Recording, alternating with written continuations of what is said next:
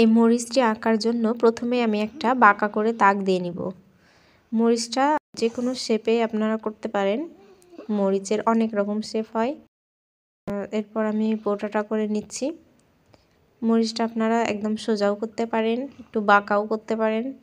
যেহেতু সোজা বাঁকা অনেক ধরনেরই মরিচ হয়। পাশে আরেকটা আমি মরিচ করে নিচ্ছি। এবার বোটাটা করে নিব।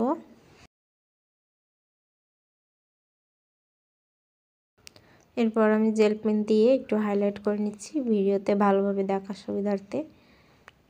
আপনারা কালার করার পরে কালো কালার পেন্সিল দিয়ে অথবা 4B পেন্সিল দিয়ে হাইলাইট করে নিতে পারেন। এরপর আমি যে অপ্রয়োজনীয় দাগ আছে সেগুলো মুছে নিচ্ছি। এবার বোটাতে আমি সবুজ কালার করে নিলাম, আর মরিচের এই সাইডটা আমি সবুজ করব, এক সাইড লাল করব। মানে আধা পাকা মরিচ যেরকমটা দেখায় সেরকম টাইপের আমি মরিচটা করার চেষ্টা করছি। আপনারা যে কোনো একটা কালারও দিতে পারেন।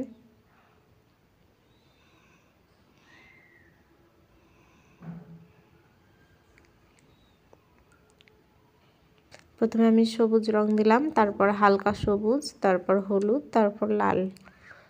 এই কয়েকটা রঙের মিশ্রণে আমি কালারটা করলাম।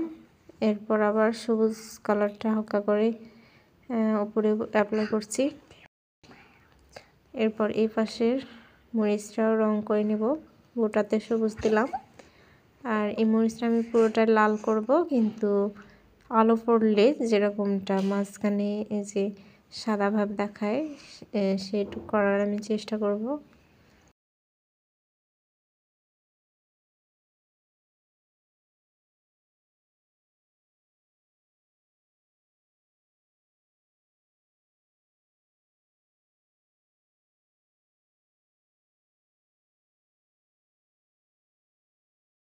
আমি দুই কালার দুইটা মরিচ করেছি, আপনারা চাইলে একটাই কালার করতে পারেন।